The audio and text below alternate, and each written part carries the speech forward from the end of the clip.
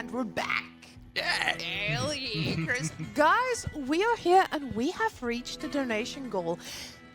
We are proud of you, we are proud of us, but ladies and gentlemen, keep in mind every single dollar you put on top of this goes still to the prize pool. So these guys have come from all over, mostly Europe, but Asia as well, and you're contributing to their success and their future. So ladies and gentlemen, thank you so much for the support, and let's get into our draft of what we're seeing here. Now we have two giants, I would say. This is from what we would call the death group. It has Baltuna, it has DeMu, it has Beasty, it has Valdemar. But DeMu and Valdemar, these boys, they're scary, and they're finally facing off against one another. Yeah, it's objectively the harder group. We can see Baltune actually took a game off of DeMu, so at least he didn't go down 0-3. I kind of expected him to give DeMu a really hard time. I unfortunately missed the game. I'm very sad about that. But yeah, how do you feel about Beasty versus DeMu here going up against each other? No. I know on stream DeMu said he's quite confident playing against Beasty in general, but we'll see how he does here. So with Beasty and DeMu, I feel like you have two players that are good at playing standard, but with Beasty, I feel like he might be a little bit more try-hard in a lot of the ways. Because DeMu, he practices on stream. Oh yeah, we know Marine Lord's opinion on ranked games as practice in general. He does no ladder at all. It is all customs. And see, this is what I think the difference is. For the last EGC tournament, we saw Beasty take the crown, finally dethroning the Marine Lord. And he's been very prominent in all the other cups in KPMM every week. So he's definitely the clear favorite to go into this. But I feel like the guy he's up against, Mr. DeMu, he can capitalize on any small mistake you make. So let's just see if DeMu is going to be able to push right through and show Beasty who's the boss. Yeah, let's see what these guys are cooking right now. We do see we have Four Lakes Coastal, we have Gorge, and we have Lipany going as our map draft. Ooh. And no surprises, no Rus, and no Zushi. But are we seeing them picks? Who do you think won the draft? Twitch chat, this one's for you. So let's go see. We have Beastie side where we have JD, English, Ayubids, Malians, Byzantines, and China. I feel like that's a pretty strong lineup as far as the recent civilizations go. China first pick, not surprising. We do have the Byzantines still very stable, and Mali, of course, right now pretty strong. We don't see English as much prioritized anymore, and Ayubid we saw used beautifully in Nagari by Valdemar, doing a good job on those hybrids, and it's also on a good timing sieve. And we do have Jenny as the other option for Four Lakes potentially. Now I feel like DeMu did get some really big power sieves from Beastie himself. Picking away that HRE definitely must feel quite heavy, because losing HRE, it's a sieve that is so adjustable, and it's something where Beastie is famous for. We know his HRE. People fear the HRE, and it being on the other side, that must be scary. Have you been influenced and picking a lot of HRE over the last year, maybe? I feel like I can hear some bias there. I am an HRE enjoyer purely because I believe emergency repairs are the repairs from the gods. It's what we all deserve. It's when you are dying, when you've accidentally forgot to put your villagers inside a TC, when the knights are under there. There is forgiveness with emergency repair. So I'm a very biased HRE player, I might say. I feel disgusted, and I will refrain from commenting further. As a German, you should feel that heavy connection to the Holy Roman Empire. Oh, I am very connected to this draft. Look at that. We've got the HRE, we've got OTD going there. We have Japanese as the hybrid option once again, and we've got Delhi Mongol Abbasid. Now, what I'm really excited about here is seeing a little bit more Mongols. I feel like a lot of players have been talking about them, and they've been getting a little bit more love. So my question is just, are we going to be seeing some sneaky shenanigan Mongol plays? Oh, yes, please. Because I feel like a lot of people have been asking for it as well. But we're going to be seeing what that first set is going to look like in a short moment. But what I want to notice, or for you guys to notice, neither of these players are in the mood for horse archers. As we can see, both of them banned Rus pretty early on. Zushi as well, as we know that Zushi is at a pretty good place right now. That meditation garden, just ensuring that you always have those resources, even when things get denied. Now, French also becoming a little bit more of a ban, which is something I'm pretty surprised about. A lot of people have been sleeping on French, but in the last few weeks of tournaments, I would say French has been quite a priority pick for a lot of players. It's just that heavy pro scout meta that just makes those civs that excel at it, especially Zushi. Civs like French and the Rus are extremely strong. So they just get...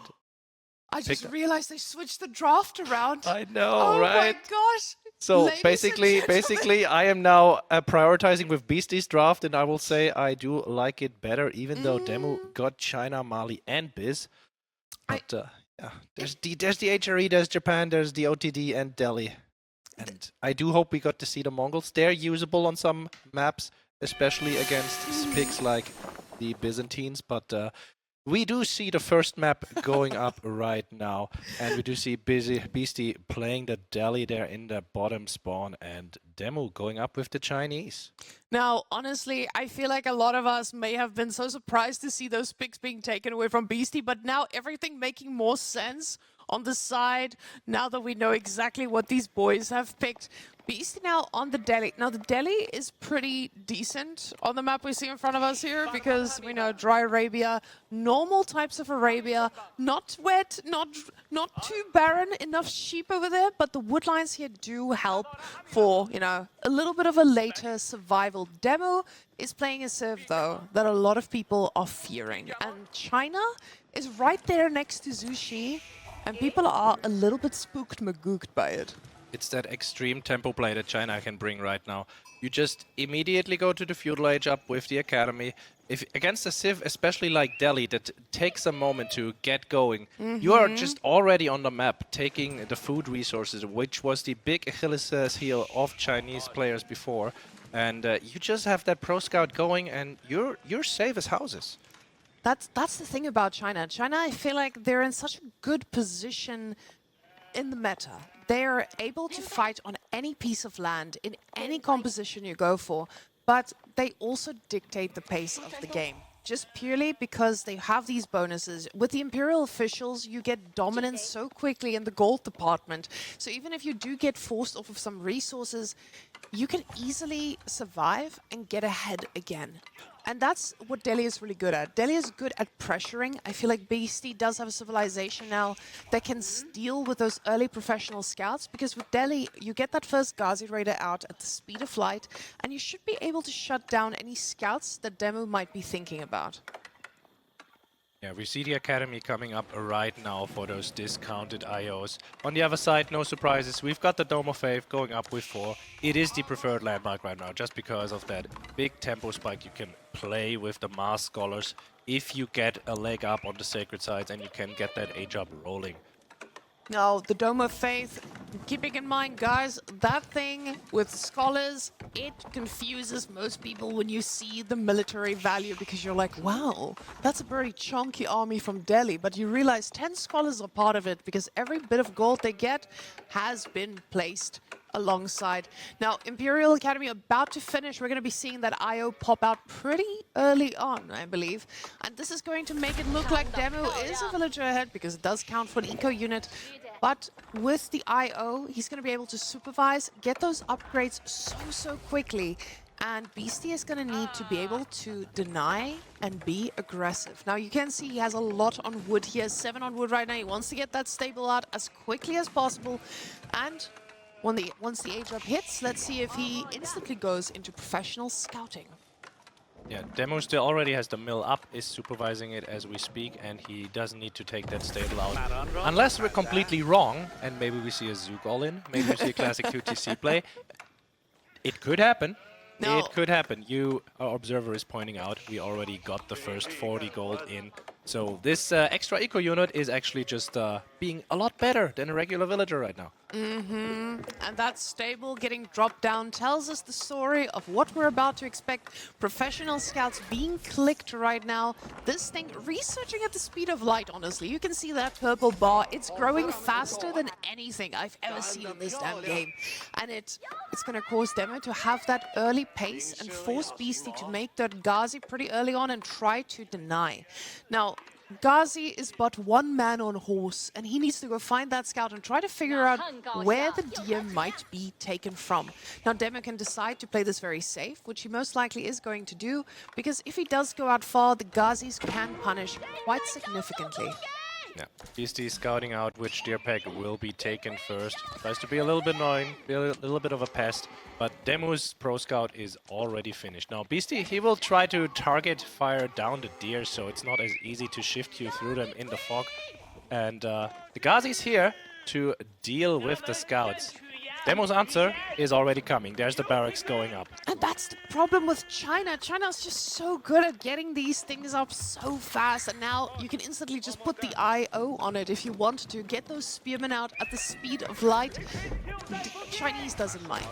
They might be slowed down for a second, but there's another deer pack that they can be heading towards. And with the 4 scouts, he's going to force Beasty to split up that army, which he probably doesn't want to do. But you see those 4 scouts right now. They're a little bit confused about where they need to go. They know where the deer pack is. Beasty has gone back to the OG deer pack, and now those 4 scouts are looking at the top one. But it looks like those Ghazis want to cut them off. It's a really nice delay play here by Beasty. Just having 4 Ghazis out there, putting so much pressure on the scouts that they can't go out and take more deer, just because they both spawned in the same direction. And he can't go out until his spears arrive. Beasty, though, we've seen the archery range come up. He will have his answers to the spears soon. We see the Imperial examinations going up, so the IOs can actually carry more gold. And he already has 3 of them, so mass supervision, mass taxes. He knows that the taxes bring the money, and the money is how you get all them units. DeMu, though, 6 spearmen, they're definitely going to bother these Ghazis quite a bit. And you see Beasty now adding in archers. 7 spears already on the map for DeMu, and Beasty's just gonna run rings around him, trying to get at the scouts, maybe trying to idle out the gold. He's moving towards the back of the Delhi bay, of the Chinese base here, and Beasty, 2 archers out so far, none other queued. What's his answer? His pro scout will soon finish, and his sanctity is already done. And we see the first. Oh my God! We don't see the first villager kill of the game. The guy survives. He's completely fine, nothing happened. You know, that villager is going to be staying very close to the TC after this. That man is not going to go anywhere dangerous. He knows his limits. But now with those archers, Beasty's numbers are going to start looking scarier and scarier, because we can see DeMu now starting to get some horsemen himself. But he did get a few deer home, so he's probably okay with that feeling. But he knows he needs to get a little bit more, and Beasty has done a great job at denying that. His own professional scouts now coming in too, but he only has 1 scout, so this is not going to be as urgent of a matter as it is for Mr. DeMu. I'll say this, we've got almost 40 units on the field right now, not already counting the scholars in there, but destroyed value is 0. Nothing died yet. Nobody took any losses, and as I stated, I jinxed DeMu. I'm very sorry about this.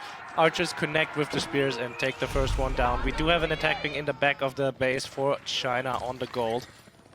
Yeah, now Beasty finally drawing first blood. We see destruction value 120. Finally some spearmen hitting the ground. We see a little bit of an idle set of villagers there for Mr. Beasty. So probably focusing on denying those deer and not realizing that one of the resources just ran out. Nice surround there on the scouts, gets the first one for free. And all 3 sacred sites have been captured while Beasty ramps up the scout play and tries to steal the deer for himself. Now DeMu, he did get the first pack entirely, and he will be heading out to the second one. But those sacred sites ticking, they are an issue for him. And right now he does not have the military to deal with it. And even though the sacred victory is very unlikely now, it does put that little bit of pressure onto your opponent that, hey, I need to make a play play for this. And to make a play for this, you do need to split some of your military units apart. You can't try to take a fight on with Delhi when the scholars are just there to heal them back up. We see the boys are already standing in position, but the horseman number is quite scary from DeMu. Now, my question is just, does he have enough food to sustain this for another, let's say, 2 minutes? Or is that firepower going to start running out? Because I don't think he got any of Beasty's deer. Oh no, he did not get any of the deer from the Delhi Sultanate, unfortunately for him. And he did try to go for his own second deer pack and got denied. He got like 2 deer off of there. Beasty, meanwhile, adding in both blacksmith there to catch up in the upgrade department. And he'll do so quite quickly. Already has 10 scholars going, even though some are on the field healing. And yeah, Beasty's just gonna stand in the middle there and take a look to the sides, reacting just proportionally to deal with horsemen going for decaps. You see this, Beasty doesn't have any villages on gold. All the gold he has, he's spending again on scholars, because that's what he's getting from the sacred sites, and the sacred sites are paying off for him right now. So the military upgrades are almost there. He's probably going to want to wait for this, because Dems is about to kick in. Those Gaza Raiders need to be careful. They do get a little bit of a tiny charge in, but the horsemen surround is going to make this quite annoying to get out, especially when the hard counter units are following right behind. Oh, DeMu almost gets a surround on 2 of the Ghazi there. He can catch that one scout if Beasty's not careful. Yeah, no way the guy makes it away. Nice catch there, but the archers will now join the fight. Spears need to be careful. He cannot over-engage here, but Horseman Spear is an A-move composition. He just needs to run at Beasty's face, and that's exactly what he's trying to do. Trying to get through to the archers there, find a connection. Gets a little bit of a surround. Scholars have already been pulled out of the mosque to heal up, and looks like DeMu still going strong with his horsemen. Ghazi numbers are falling, spears are still going, but the heal at the front, you can see, it's going great. And Beasty will be able to hold this quite easily. It feels like DeMu overcommitted here a little bit too much. Beasty instantly putting those villagers back into the TC to help with that arrow fire, just allowing him to clean up this army quite a bit. And now the problem is, we've all played against Delhi. We know what it looks like when those arch numbers reach this mass. And those scholars, they're really, really scary. We have 12 in queue right now, and that's just telling you how much gold this man has. Again, with not even touching his own gold. Those sacred sites are supplying a whole army. Now, DeMu's cooking. He's cooking castle. He's cooking it. He's cooking it quite hard. He's trying to decap these sacred sites. He does have that little bit of a presence on the map right now, but with him going for castle pretty soon, we have to ask ourselves, what is he going to do with castle? What can he realistically do getting castle against the units that he's up against? So we can see the food is starting to be a little bit of a struggle here. Yeah. He's run out of his D in his base. He's back on the berries. The villagers there now being pushed off of it as well. Beasty smells that advantage, can almost guess that DeMu is going for the castle age play, and so he's going to move aggressively towards the mill. That is DeMu's entire food income right now. The problem with those villages are, it's not just about them staying alive, it's about them just running around doing absolutely nothing. We can see now, DeMu was thinking about castle, but he's already gone back to making units. And the problem for China is, you're up against the Delhi. You're up against the Delhi with a lot of scholars. So even if you do a little bit of damage, it's not going to be enough. You need to go for the kill on every single unit you can. I thought his position was quite nice here, but now look at what Beasty's cooking. With DeMu not going to Castle Age, and Beasty will be able to go there momentarily. He's almost up in the food department, and he can now pressure DeMu's food still, who's forced to go to the back berries. DeMu needs to take this fight. If he cannot defend these berries, he'll be in for a world of hurt, because all of his food will be gone. And Beasty going behind this fight is going to Castle Age.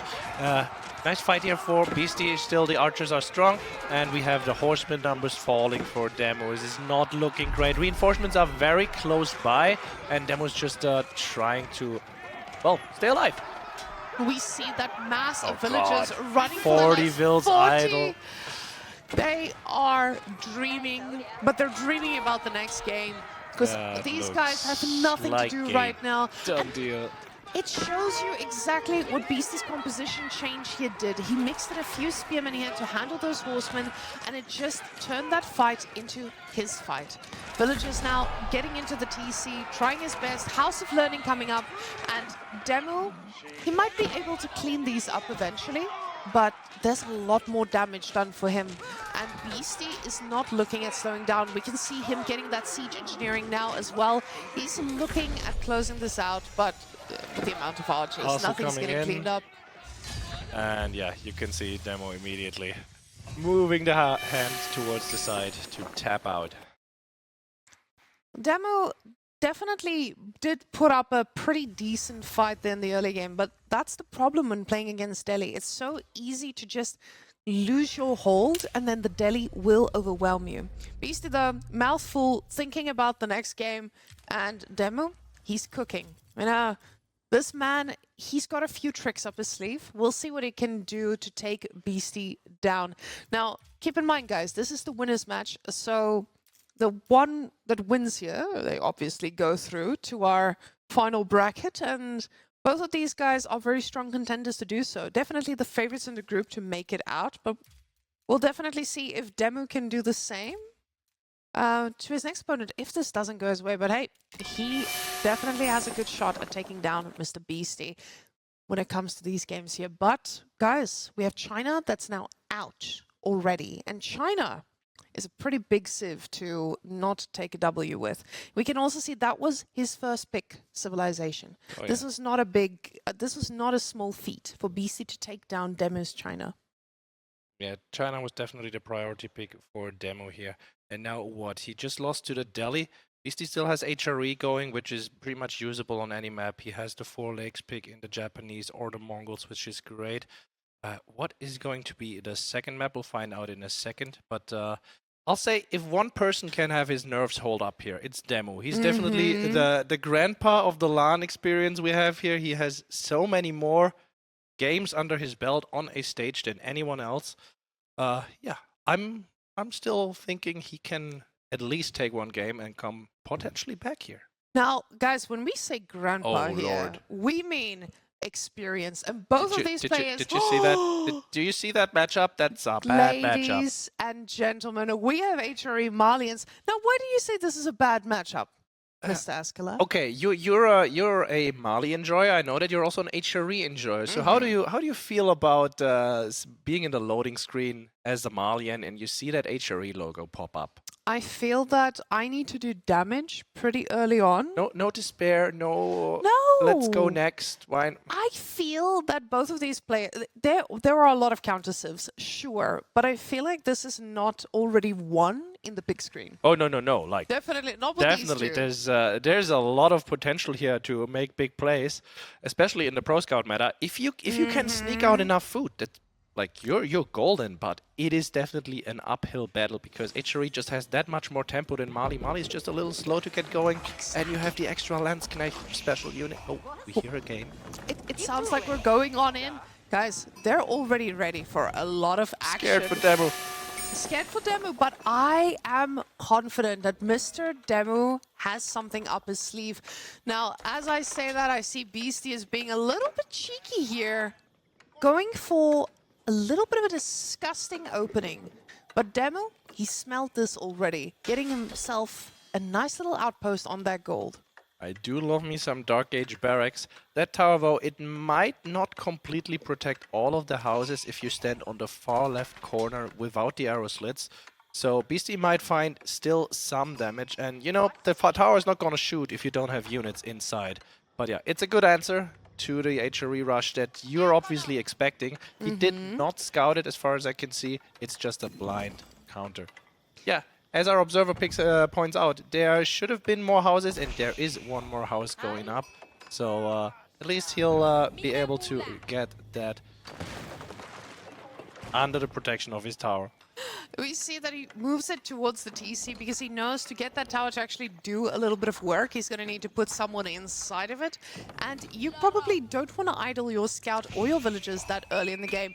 But getting the mining camp there is an absolute big brain move here from DeMu, because that will mean your villagers are going to be so close to the tower, they're barely going to lose any movement speed when they're trying to go back and forth between the mining camp and that tower. Now the spearmen being quite annoying, just their presence is already going to make this a little bit more annoying for Beasty, but I want you guys to think about this. This doesn't delay HRE too much. Just like DeMu won't be delayed too much by getting that tower. But, oh my god, I was about to talk about something, but no, Beasty is tower. This is the delay part. This is the annoying part. Here comes a counter tower. As we know from a million Mongol games and getting tower rushed 1,000 times, you cannot counter towers with towers because they'll just walk to a different angle and put it up so you can no longer mine gold. Now, Mali pit mines mine it automatically, so that's a nice bonus, but DeMu will not be able to do something about this tower right now. Now, this does delay Beasty a bit more, because now he had to get that extra load of wood to get that tower back up. He's got a villager all the way out here in Malian's base, so he definitely has invested quite a bit here. Now, the Mansa Quarry being built with 6. Now, usually when you see a Mansa Quarry being built with 6, you know this is more about getting it done and getting it done fast. Because that guy, once it's done, you're thinking about getting your archers or whatever other unit your heart desires.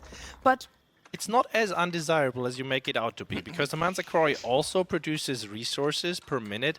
It is actually quite nice to have it out faster. Pretty early. We're not quite sure where the sweet spot is. I know that B builds it with 8. But yeah, look at a lot of things with a lot of villagers. I know. Look at the mine work coming up. So how do you feel about this landmark choice? No Aachen Chapel in the back. It's just a cheaper blacksmith. Now, guys, I honestly did not have this on my bingo cards. Yes, Order of the Dragon, we see the mine work, but have we seen this from HRE in a very long time? No, unless you're burger rushing your opponent. This is a very rare landmark to see out in the wild, but guys, you are here, you get to see it live. And honestly, what more could we ask for? Well, if you're DeMu, you could ask for dropping down an archery range right now. We'll see how he reacts to this. Doesn't have the wood as we speak. He is already in the back there. Of course, he's slightly delayed. It's almost 5 minutes in, and he's putting up the first mill. Will we see the pro scouts? Will we see an archery range or a stable open? Oh, and he goes for the pro scouts. Now, guys, you might be asking yourself, oh, the pro scouts? That's the normal player, right? But now he's invested so many resources into getting pro scouts. This delays his archery range if he so decides. Or in this case, he might probably even go for a stable here because he wants to get those deer out. But that's the problem. You as Malians, you have very limited gold now. Once that pit mine goes down, you're going to be struggling quite a bit. And as our observer is pointing out, you're going to be running out of houses pretty soon. Mansa Quarry on the stone. Interesting. You're getting that tall outpost reinforced, making sure that the villagers might be able to grab something here and there. Oh, look, it's HRE Pro Scouts. Are you surprised? No. But I'm excited for it, though. See, on a map like Gorge, the Aachen Chapel, it feels like there's a little bit of forgiveness here. Because with the that villager, Is he going to be able to build it? Yes, it is just barely out of range. Arrow slits are not in time here. So yeah, nice going for DeMu here. He's still going to get a decent income from that pit mine. And Beasty can't do a whole lot about it as long as those arrow slits are up.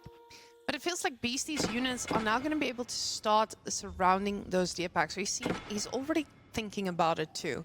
He's already made a few of his scouts, and DeMu now producing scouts of his own. Now, again, with those scouts coming out, that delayed the archery range, and this is also going to just... I feel like the tempo here is a little bit Monka-esque right now. You can see the scouts being rallied right to the front of the base here, trying to get those deer as close to him as possible because the food might run barren a little bit sooner than expected.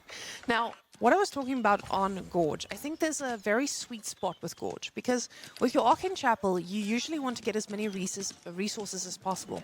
But you also have prelates. Prelates can do exactly that. You just need to put them in like one singular position and they can get most of what you villagers need. per prelate, and it is definitely worth to get additional ones. Though Beasty currently is very busy spending his resources in other ways. Got the early pro scout still pumping out spears. I do like the cheeky play that he's sending his initial Dark Age spears up there, now upgraded to the feudal version, and sitting on those deer packs already for scouting information and for damage. And these HRE spears, they're actually faster, a lot faster than the Malian warrior scouts when they carry the deer. Well, those are going to make it a little bit harder to pick these up, but he does sneak a few of them out with those archer follow-ups from DeMu. Really smart move here. He's getting the unit to deal with, you know, the things that are going to give him a hard time. Those scouts, though, they don't like their deer getting stolen, and they're going to fight back. But the spearman sees the archers and decides, I am not going to be fighting that too eagerly. The scout, though, we see him doing so much damage. He does drop the carcass and picks it right back up. Beasty says, that's mine, brother. I'm taking it home. Successful heist #1. And meanwhile, he's also taking his side deer from all the way from the bottom. Nice play by Beasty here. And he's going into a form of tricomp. We see spears, we see archers, we see horsemen being added. And DeMu, he currently has no answer to the horsemen at all. We do see the barracks being prepared, but it is currently idle. We just see some archers and, of course, 6 warrior scouts on the field. Now, it feels like DeMu is investing in a lot of production buildings here, so it does allow him to do a pretty quick switch if needed. But the only thing that's missing in this whole shenanigans is the food. So he needs to find a way to get enough food, and he does. He does. With the archer mass that he has here, Beasty has delayed the pickups, but the warrior scouts are going to be able to go and get their loot and carry it back home. Yeah, looks to be a pretty even split, minus that one deer that Beasty stole. Everyone gets their own deer camp, and that will be that. Unless Beasty has other plans for us, moving his army to the top side, going to be able to intercept those scouts on the way back and pushing DeMu's reinforcements into the base. Also going to be able to stop that blacksmith from going up. Archers just walking into Beasty's army, and there is no answer to the horsemen that are just right on top of it. Archer numbers also really good for Beasty here. And yeah, DeMu is just going to be losing a lot here. Now we can see those scouts are desperately trying to get by and deliver those deer carcasses there. He had a Donzo. The Donzo fell to the archer mass here from Beasty. Those spicy HRE archers, they love attack moving, and they've got upgrades. So even if you were going to be able to do something against them, they weren't going to last very long anyway. Yeah. We see the first Donzos being added, and no javelin throwers just yet, and that is for a simple reason, because they cost a lot of gold. There's the first one, and DeMu's gold is still being under tower fire constantly.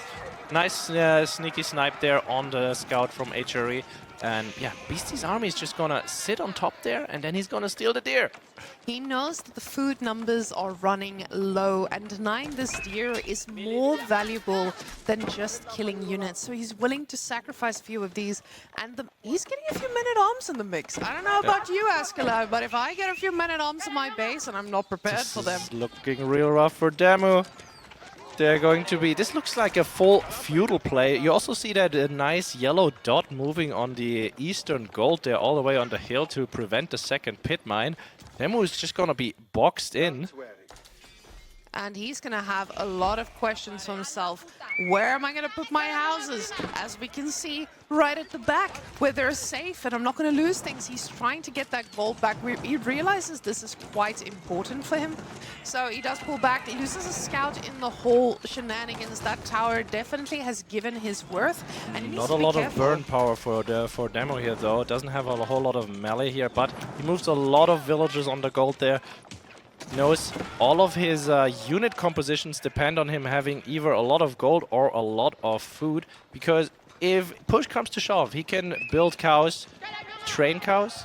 What do you do with cows? Do you... You farm cows. You breed cows, I think. Well, no, not in this case. Okay. No cows get bred in our game. We just That's buy them and fair. we put them in I the see ranches. the screaming red counter there on the side that says, well, DeMu, please make cows.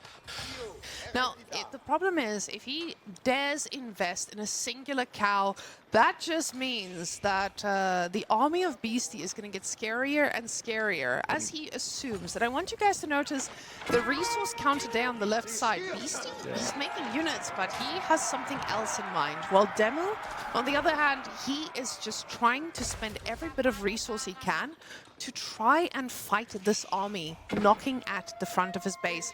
Now, with DeMu having all these on gold, he's trying to get a lot of it, and we'll see what he's going to do with this, because he doesn't have that cow income. His food is running low. He needs to try and find a way to sustain himself out of this. Yeah, DeMu now forced to go into the mass javelin throws. They will do fairly decently if Beasty plans to push with veteran archers here. They'll also do a lot of base damage against the man-at-arms, so the extra armor does not matter as much. But yeah, Beasty has a great tempo going here with the Regnitz Cathedral. Relics will be snatched up soon, and we do have the second prelate already out. I'm assuming he's going to be moving towards the relics soon.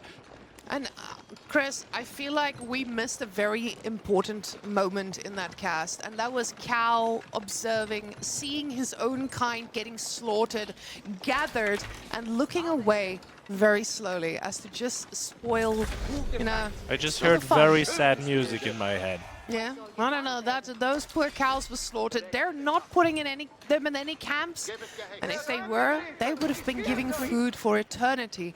But now, Beasty is aged up. He says, I'm going to go get some relics, and after the relics, I'm actually planning on just putting my prelates where they need to be, inspiring my units, and then I'm coming to kill you. Now, DeMu, we can see he stopped spending as much of his resources. He's floating a bit. And is that going to be for a castle? But I feel like Malians, another one goes down. Cattle carcass under the TC. We're all watching it. Cow shaking his head, completely disappointed in his fellow Scandinavian, King of the North, actually. DeMu was the King of the North.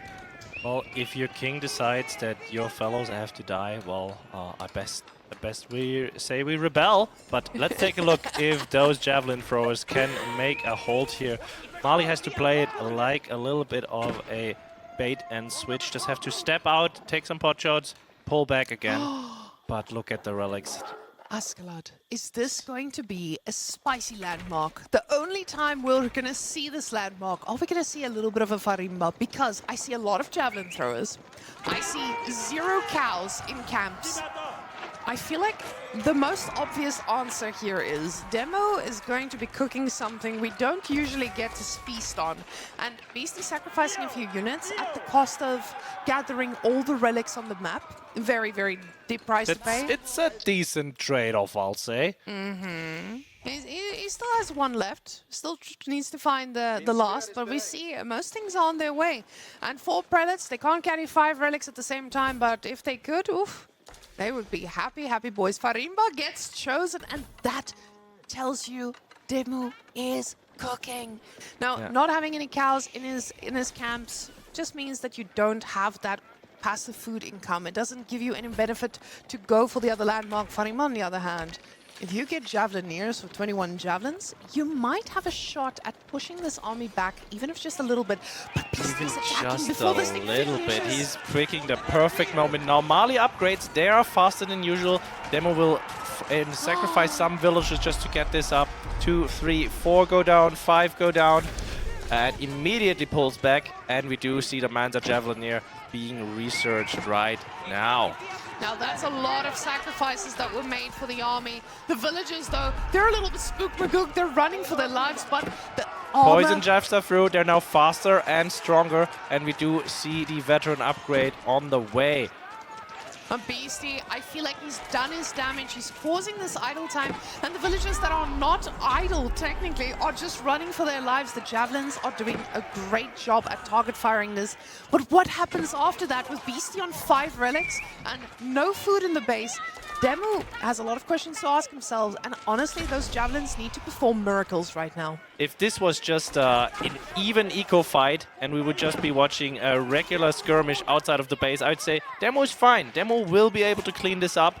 Still has a lot of jabs left over after this. But as you say, we have the 5th relic for HRE coming towards the base. This is by no means even at all. Look at the villager kill numbers. There's 34 dead. The archers have just dove into into the town center and onto the gold mine. And yeah, I'll say it right now. There's no coming back from this. DeMu knows it, Beasty knows it, and yeah, they'll just mentally prepare for the next game. They're already dead, Askelon. They're already dead. Beastie, stop.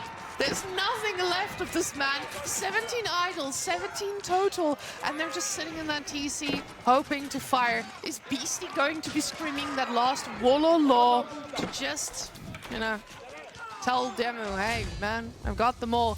No need. God. That, as a famous man once said, was a distraction. And honestly, sure. Beastie did get the civilization that was going to be able to deal with Draft wins are anything. wins too. Draft wins are definitely wins. The Farimba, I felt like it definitely had its potential, but Beastie attacking at that right moment just put him in such a position that I don't know if there was going to be any answer to it. Even aging up on the other side, it feels like Beastie was ready for it. He knew when to attack, he knew when to do the damage, and he knew the state of the resources. Yeah, DeMu was already so delayed. The tower rush on the forward goal that he unfortunately had. Then he just had no way to get a second pit mine up ever. And Beastie catching those scouts on the way back, making DeMu lose even more food that Beastie then took. It's just the volatile matchup with the pro scouts that can just swing it just like that. Now, we did get 2 of Beastie's best civilizations out of the way. So does DeMu tell us, hey, I feel confident in this next one? And we do see our map is going to be Lipany. Now, Lipany is a map with a lot of opportunity. It's a map where you get to be greedy, you get to be aggressive. Give me Mongols, give me Mongols. No, we don't want Mongols with Lipany. Well, he does have Abbasid in the back pocket, and we do have the Byzantines on the other side, or the Ayyubids. English might even be a good idea. I'd say it's fairly certain now that we will likely see the Jenny pick on 4 lakes if it comes to that. We've been seeing her do pretty well. So I'm actually excited to see if we're going to get some Jenny picks out here, but there's a lot of viable civilizations here for DeMu. And I feel like when it comes to these two... Oh my god, thank you! Hell yeah! Twitch chat, I am so sorry for what you're about to experience today. This was supposed to be a family-friendly channel, and I did not foresee a Mongol pick coming through in this series. Now, DeMu, getting that Byzantines up. Now, the question is just the spawn. Does DeMu get the worst spawn of his life, gold berries right next to one another, or does he get a nice separated one where Tower Rush won't cause too much harm? Now, as you so kindly pointed out, if your gold happens to spawn to the backside and your berries spawn next to it, and your opponent has to go all the way around, which delays him, which puts him more at risk, which forces him to expose themselves, and then he also pulls 2 villagers for you to conveniently kill with your better timing, not that they're slower. So yeah, that would be beautiful if you're the Byzantines, but we'll find out in just a moment, and honestly, I kind of am rooting for Mongols here. I'm always rooting for the Mongols. I'm rooting for Byzantines. As a Byzantine oil enjoyer, I would like to see Byzantines getting a great spawn and fight back against the Mongols. Now, I think a lot of questions that we usually get from people is, what am I supposed to do against a rush? And I've seen some Byzantine players make units in return. So I don't know. I feel like this is a slippery slope. And it's once again spawn dependent, right? Usually, as the Byzantines, you do not want to make the units because limited, while they're stronger, they're also more expensive. Yes. And you do want that tempo play.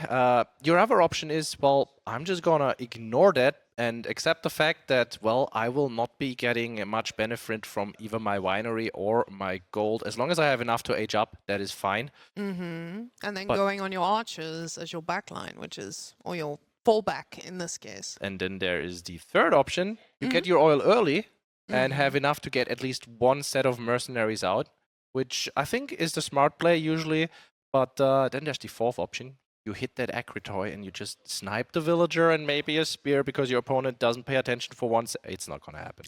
I feel like that is probably one of the riskiest plays. And the thing is, that might work against a lot of people, but it it's a very risky move because if you lose villagers early, and oh, I have seen Beasty lose villagers early on Byzantines trying to pull that exact play. So, I don't know, DeMu, if there's a man that can pull it off, it's probably DeMu.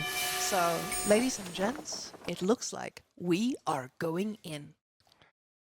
Welcome into the third game. Beasty's on match point as the Mongols. We've got DeMu in the Nova spawn. Now let's take a look at this spawn as we see the berries and the gold on the same direction, top side. And unfortunately for him, they're close together and they are fairly exposed. But the wood line is decently placed and he's going to be putting the winery forward. Now, there we have the first villager moving across already. DeMu will expect this to happen. And yeah, as our observer points out, there's a beautiful tower spot right in between the berries and the gold. DeMu choosing to go for the I am just going to H up quickly and, well, try to delay the tower with Akritoy. You can force a cancel once with Akritoy, and in 30 seconds it will run out. And then, depending on your timing, you will be in trouble. DeMu scouts out the villager. But 3 spears are already on the way. Now that villager is a little bit of an aggressive boy we see here. He knows his army is going to follow him straight after, and he doesn't mind putting that tower down. Now, with he sees the gold and he immediately replaces the tower a little. Now, with that gold, you have the spearmen that can cut these off pretty well. They do need to run around to get back, and deletes that mining camp instantly. Getting that delete on the mining camp, he didn't get the gold, of course, but that is now just telling you, okay, DeMu's got the gold he's got, and that's it. Yeah. So let's just look at that spawn. We do have a gold on the other side as well, so there might be some plan Bs and Cs. But what DeMu isn't doing is he isn't aging up with too many vills. You can see he's trying to capitalize on the fact that he's got that cistern, giving that bonus to the wood. And we see now him getting his own barracks instead. No archery range plays here at all. Yeah, we talked about the Limited A not being the greatest choice in Dark Age because of the increased cost. But in Feudal Age, you actually have a nice option to burn down the tower with your shield wall ability. You don't need as many as you usually would as another Civ. You can just go for that spear rush on top of the tower. But yeah, Beasty's gonna be happy with how this is going. His villager is gonna immediately go home and he can actually just start to burn the winery and pressure even more right there outside of TC range. And without the archery range, well, DeMu will have to make enough. Did I say that villager is going home? Yes, but Beasty is not the kind of guy who sends the villager home. He's the kind of guy who tries to find, where do I go next? This man has already traveled across the lands. There's no way he decides to just turn back and do something else. He is going to go turn around and try to deny another food source. The deer stones now being clicked up from Beasty, being built with 5, no rushing for him. But the Limited A are slowly going to start coming out. Now, he's already gotten those upgraded, but getting enough of them to actually kill those spearmen from Beasty is going to take quite a while. This is so dangerous for DeMu. Oh, he just barely sees the tower. What a lucky shot. The thing is, his eyes just moved past Beasty's base. Beasty knows where DeMu's scout is, and he didn't expect this tower to be found. It just places it just a little bit too far forward, and the melee charge of the Limited A are trying to catch it out. That villager is desperately running towards the outpost on the other side, and never mind, melee charge ran out. He might make it. That poor villager is running for his life. The Limited A look like they want to go for blood, though. 2 more pokes. No, just the 1 poke. 6 damage is sufficient right there. And yeah, Beasty pulled back. Cannot finish the second tower. That 1 tower, though, is already quite enough because the winery is still useless to DeMu. Now, with DeMu having that winery under duress, he's definitely going to need to think about, hey, what am I doing with all these Limited A that I've now invested in? Beasty has that choice now. Hey, do I go for Keshiks? Do I go for archers? What is my next play? And this is usually the most exciting part about Mongols. Do you just keep going for the push? Or do you try and be a little bit greedy behind this? But with the Spearman upgrade coming in... Oh, DeMu pulls a lot of villagers here. Wants to burn the tower. Will activate the Akritoy defense there. You see the spears going up on the villagers. as soon as those spears pop out, Beasty will try to snipe some Vils there. One already dropping low, first one goes down, and the tower is still full health. It's not gonna last long, but let's see if it can find another one. 2 Vils dead, this is rough. So Beasty lost 1 on the approach there on the second tower, but DeMu losing 2 here. This tower rush was worth, and Byzantines is very much delayed. Beasty already going into archers behind this. Now, luckily for DeMu, this is now his chance to claim back that oil he so desires. The Khan standing behind, being a little bit annoying here. Now, that is not a lot of damage the Khan is doing, but this Khan is setting himself up for success. He's setting himself up for a few successful charges coming there to the back. We do see a Khan Hunter also being queued up, so Beasty's definitely going to go into a little bit of a range composition here. And I do wonder, where are our markets situated? They're not bad for trading. So far we don't see anything like that. Beasty will just continue to apply pressure to the Byzantines, because if you leave them alone, then the oil might just be running all over you. We have the second order level, and we do have the Western contract for the longbows coming in. Now, with the longbow joining the army, that is going to make it nice for DeMu to actually deal with this very, very heavy composition from Mongols that is ranged for now. But as we know, the Khan Hunters, they kind of enhance these archers a little bit. So those aren't just normal archers, they're spicy archers, as I like to call them. So with that, with the longbows getting chosen, first set now queued up, I feel like you're still going to be struggling dealing with this huge mass coming from Beasty. Now, more archers being built, and we'll see what Beasty goes for after, because he's gotten his double broad axe already. While DeMu now, on his gold, he can slowly start thinking about those upgrades, getting wheelbarrow first. DeMu's on poor limited A here, trying to go for the surround on the spear line at the front. Beasty just pulling back a few there, but the archers are already working on the limited A, and you can see the counter system is working beautifully. Khan Hunter is also there, and once again, the berries are denied. There is no second set of longbows on the way. Now, that was just showing the power of Limited A, because any other spearman would have crumbled under that. A lot of damage going towards those Limited A, but they took quite a punch with those shields that they were ready to face. Do you see that beautiful yellow landmark right in front of the Byzantine base? And ladies and gentlemen, I hope you got your steering wheels ready, because we have a Deer Stones right at the front, ready to face off against an army. Now, this provides a little bit more movement speed, and we'll see if DeMu can snipe away a few units with those 5 longbows that he has ready. Beasty now getting +1 range, so he's looking at cleaning some things up. Getting slightly worried for DeMu here. Yes, the fact is, Limited A are good at soaking up arrow fire, and if you get a connection on the unit, spears will still be able to kill archers, but oh, Beasty just moves in, kills 2 with the Khan Falcon there with the full vision. And that tower is going up again. And DeMu still has vision. That is showing exactly the type of guy Beasty is. He's gonna keep going the moment he gets control. And Beasty now, with that Khan, you just constantly allow for yourself to get that vision. Here comes the next dive, and they just take one off. It's already 5 villager kills. Yeah, DeMu is in for dire straits here, and he's boxed into his base again. He must feel very familiar about this by now. No, the tower can shoot over the wood line with the vision from the Falcon. Takes another villager out there. And DeMu is asking himself now, how do I get resources back? I need to find a way to try and make units to handle this. He gets more Limited A because he knows Limited A, they trade pretty decently, but the amount of archers from Beasty, this is just going to make it so difficult. He's got +1 range defense, and he's hoping to survive a little bit another longer. Vil bites the dust. 2 Vils more down. Beasty just poking in with the extra movement speed and the extra range. Khan Hunter being left behind, but no, longbows cannot get in range. DeMu has to bank it all on the second set of mercs coming out. As soon as he has 10 longbows, he'll have to make something work here, or Beasty's just gonna push him off of those berries again. Very confident from Beasty, and as I say that, I realize I keep saying berry, because with Byzantines, that's all you care about.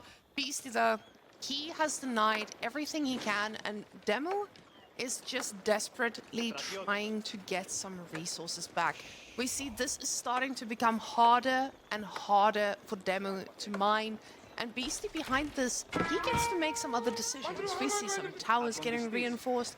We see more units coming forward. Now going to be 31 archers riding right towards his base. Oh, nice move by DeMu there. He catches out the deer stone, but at the same time, he cannot stay around here because he only has the 10 longbows. We see up to 30 archers. He would have to stick one of his spears on top of the deer stones to prevent the speed aura from coming in. But these guys are already sped up because there's a tower in the back, and now they just kite with the extra range. You see the Khan Hunter hanging out at the back. Limitanei are falling like flies, and DeMu's just doesn't know what to do here. And I don't think there is an answer for him. The longbows are trying their best to make something happen, but it's almost impossible with those archers being reinforced. The Khan living his best life, screeching arrows every time he can. Limitanei trying to block off a few, but the archers have their eyes set on these longbows. They know what they need to get rid of, and they're doing exactly that. Khan finally goes down, but Beasty says it's worth it. I'm going to be stacking on a few extras of those, and a total of 12 villagers, 13. DeMu has had enough, and Beasty makes this a convincing 3-0. Mongols, baby. Tell you. No, this is not the Mongol play that I think most people predicted, but it was the aggressive one. And with Byzantines getting that side spawn, it makes it a lot harder to counter. Now, Beasty looking quite convincing in this tournament. And we'll see if he can keep this up now that he's advanced all the way through. And DeMu still has to fight for victory against Baltoon and Voldemort. Yeah, DeMu is now going to be fighting for his advancement spot, while Beasty is confidently moving on towards the playoffs. And yeah, I'll say this: Mongols just carry him to victory. It's purely obvious what the best civ in the game is right now. The Mongols, right? Well, right? no, Twitch chat. it's Sushi and Roos, because you can see Yeah, they're of course, never they're getting played banned. because nobody lets them through. Yeah, Or yeah. maybe they aren't because we never see them. Maybe people just don't know how to play against them anymore because they always get banned. But the man, the beast, has... Oh, I thought he has arrived, but no, he did not arrive. I just saw things out of the corner of my eye. Wait, I just foretold it. The man has arrived. No. This time, This time? I'm gonna get off of this cast because someone put some ears on me, and you can have the interview. So, ladies and gentlemen, while I'm holding the headset of dreams, Beasty is joining us here for his winner's interview. Let me help. This is a very intricate situation. Yeah. So, how did you feel going into this and out of this in a convincing 3-0? Did you expect that?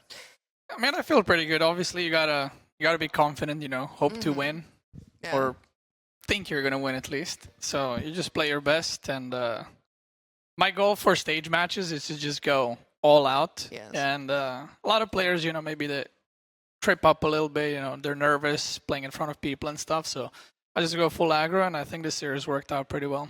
Well, the thing about this is, I know that you and DeMu are veterans. Now, for those of you who don't know, these two come all the way back from the StarCraft days, and these guys have been on stage 6 million times, maybe more.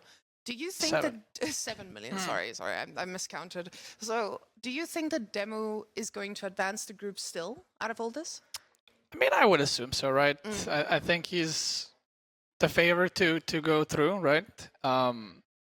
Wait, who's in my group? I'm blanking. Oh, Baltoon? Voldemort and Baltoon. So we're either going to see DeMu versus Voldemort or a rematch. And, sometimes rematches go weird where the player that lost ends up winning. They come up with better strategies. But I think on paper, DeMu was probably favored. Yeah, Baltoon also showed us at one of the previous tournaments at the King of the North that he is someone who wants to fight back, but the nerves may be getting to him. Online, he's a bit of a king, but I feel like DeMu and his experience might carry him through. What about you? Who's your biggest opponent at this tournament? Who are you going to face in the finals? I mean, I think an obvious choice is Louis, right? So I'm super excited to play. I already told him I can't wait to play against him. I think it's going to be fun Yeah. without lag. I was for gonna ask. him and me, right? So it's not just one-sided thing. Mm-hmm. So that's gonna be pretty exciting. I haven't seen how he plays on stage yet, because I don't know if he played on stage yet. So I think that's gonna be pretty exciting to see how well he does, and if he gets to the finals, we'll see how he manages the stress and how he does all that. But I'm definitely gonna be putting a lot of pressure on him. I can imagine. I don't think you want to allow Louis to get to play his game with walls and Wall empty. Wall empty. Oh, that's a nice one. It's like CGQT, but Right. true. Right. But true, yeah, Right. yeah. So now, really excited to see what you pull out for the rest of the things. Do we have any fun strategies we're going to be seeing on ladder after this tournament that you've been cooking? I mean, I played Mongol. Like, come on, guys. You know what I mean? I think I've done my work here. Okay. I don't know. Like, to be fair, fun strategies. I mean, I was kind of thinking about it, but then what if you lose a game and then you get a bad matchup and suddenly you're out, So I don't want to goof around too much. Especially not in best of fives. I feel like with best of five, they can quickly snowball out of control. We've seen a reverse sweep here as well. I was thinking about Villager pulling someone, but maybe a little bit too spicy. For this one. But guys, there is going to be a Louis versus Kiliardi in the next one. What is your score prediction? Louis Kiliardi? Mm-hmm. Well, Louis is playing on stage, so That's true. I'm gonna do a 3-1 Louis. 3-1 Louis. Kiliardi, I feel like Kiliardi has played on stage quite a few times, right? at King of the North, he was definitely on there, yeah. He definitely looked good at a point, but I don't know where he loses those nerves. We'll see, because both of these players are new on the stage. Kiliardi, he's got a little bit of experience, but Louis, he's the new kid on the block in these in-person events, of course. Hopefully not the last one of the year, though. So, you think 3-1? I'm going to give 3-1 Louis, but realistically it's a 3-0. It's a destruction, but I mean, I got to be. I had just a funny story for stream. I had a game against Kiliardi before he arrived, and he lost, and he was like, I don't know if I should even come. Like, I'm playing so bad. I was like, you should come. It's going to be fun. And he's like, okay, I'll come tonight. Aww. And I remember the ladder game.